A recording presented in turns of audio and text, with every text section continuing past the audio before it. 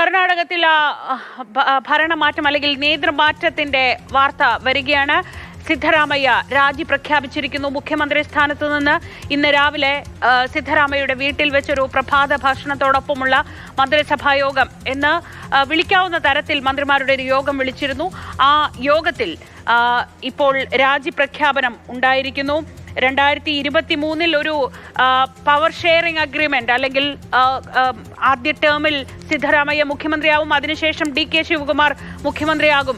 ഇങ്ങനെ ഒരു ഡീൽ ഉണ്ടാക്കിയായിരുന്നു അന്നത്തെ തർക്കങ്ങളൊക്കെ അവസാനിപ്പിച്ചത്. ഇപ്പോൾ കർണാടക മുഖ്യമന്ത്രി സ്ഥാനത്ത് സിദ്ധരാമയ്യ 3 വർഷമാവുന്ന സമയത്ത് ആ ഡീൽ നടപ്പാവുകയാണ്. KB ശ്രീധരൻ വിവരങ്ങളുമായി. അങ്ങനെ ശ്രീധരൻ, അഭ്യൂഹങ്ങൾ, ആശയക്കുഴപ്പങ്ങൾ, അതിനൊക്കെ ഒടുവിൽ ആ പ്രഖ്യാപനം വന്നിരിക്കുന്നു. കാത്തിരുന്ന ഒരു പ്രഖ്യാപനം വന്നിരിക്കുകയാണ്. സിദ്ധരാമയ്യ മുഖ്യമന്ത്രി സ്ഥാനത്ത് നിന്ന് രാജി പ്രഖ്യാപിക്കുകയാണ്. മന്ത്രിസഭാ യോഗത്തിൽ ഇത് സംബന്ധിച്ച് അദ്ദേഹം തീരുമാനം സഹമന്ത്രിമാരെ അറിയിക്കുകയും ചെയ്തു. അതുപോലെ തന്നെ DK, അതായത് ഇപ്പോഴത്തെ ഈ ചേരി തിരിഞ്ഞുള്ള കാര്യങ്ങളൊക്കെ അത് മാറ്റിവെച്ച് DK ശിവകുമാറിന് പരിപൂർണ പിന്തുണ നൽകണം എന്നുള്ള ഒരു കാര്യം കൂടി സിദ്ധരാമയ്യ വ്യക്തമാക്കുന്നത് സഹമന്ത്രിമാരോട്. ഏതായാലും ഇനി ഔദ്യോഗിക നടപടിക്രമങ്ങൾ മാത്രമേ ബാക്കിയുള്ളൂ. ഈ മന്ത്രിസഭാ യോഗത്തിൽ ഇത് സംബന്ധിച്ച തീരുമാനം മുഖ്യമന്ത്രി അറിയിച്ചു. ഇനി അറിയാനുള്ളത് മുഖ്യമന്ത്രി എപ്പോൾ ഗവർണറെ ലോക്ഭവനിലേക്ക് എപ്പോൾ പോകും എന്നുള്ളൊരു കാര്യമാണ് ഇനി അറിയാനുള്ളത്. ഏതായാലും ഗവർണർ സ്ഥലത്തില്ലാത്ത ഒരു സാഹചര്യമുണ്ട്. ഈ പകരം ഗവർണറുടെ ഓഫീസിലേക്ക് രാജിക്കത്ത് നൽകാനുള്ള ഒരു നീക്കമായിരിക്കും ഉണ്ടാകുക എന്നാണ് നിലവിൽ മുഖ്യമന്ത്രിയുടെ ഓഫീസിൽ നിന്ന് ലഭിക്കുന്ന വിവരം. ഏതായാലും സിദ്ധരാമയ്യ ഇപ്പോൾ രാജി പ്രഖ്യാപിച്ചിരിക്കുന്നു. കർണാടകയിൽ തലമുറ മാറ്റം വരുന്നു.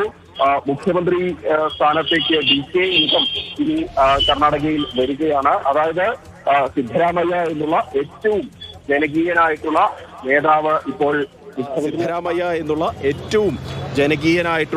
നേതാവ് ഇപ്പോൾ മുഖ്യമന്ത്രി സ്ഥാനത്ത് നിന്ന് പടിയിറങ്ങുകയാണ്.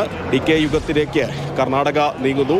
വൈകാതെ തന്നെ സത്യപ്രതിജ്ഞയും മറ്റ് നടപടികളും ഉണ്ടാകും. അതായത് അടുത്ത ആഴ്ച തന്നെ ഈ സത്യപ്രതിജ്ഞ ഉൾപ്പെടെയുള്ള കാര്യങ്ങളിലേക്ക് പോകും. വൈകാതെ തന്നെ ഉണ്ടാകും. അതായത് ഒരു ഭരണസ്തംഭനം ഉണ്ടാകാതിരിക്കാനുള്ള എല്ലാ വിധത്തിലുള്ള കാര്യങ്ങളും നോക്കുന്നു എന്നാണ് കോൺഗ്രസ് നേതാക്കൾ പറയുന്നത്. നേരത്തെ BJP പറയുന്ന ഒരു പ്രധാന ആക്ഷേപം എന്നുള്ള ഒരു കാര്യം അതുതന്നെയായിരുന്നു. സംസ്ഥാനത്ത് ഭരണസ്തംഭനമാണ്. അതായത് കോൺഗ്രസിലെ ഗ്രൂപ്പ് തിരിഞ്ഞുള്ള ഈ ഒരു ഭിന്ന സ്വരങ്ങൾ കാരണം സംസ്ഥാനത്ത് ഭരണം നടക്കുന്നില്ല എന്നുള്ളൊരു ആക്ഷേപം പ്രതിപക്ഷ കക്ഷികൾ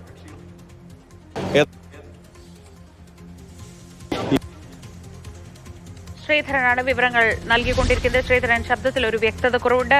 സിദ്ധരാമയ്യ അങ്ങനെ ഒടുവിൽ മാരത്തോൺ ചർച്ചകൾ, ഫോർമുല തയ്യാറാക്കൽ, ഇങ്ങനെ പലതും ഡൽഹി കേന്ദ്രീകരിച്ച് നടക്കുന്നുണ്ടായിരുന്നു. എന്തിനാണ് ഡൽഹിക്ക് വിളിപ്പിച്ചതെന്ന് അറിയില്ല എന്ന് പറഞ്ഞാണ് സിദ്ധരാമയ്യ ഡൽഹിയിലേക്ക് പോയത്. പക്ഷേ ആ പോക്കിന്റെ വിവരങ്ങളൊക്കെ അപ്പോൾ തന്നെ വ്യക്തമായിരുന്നു.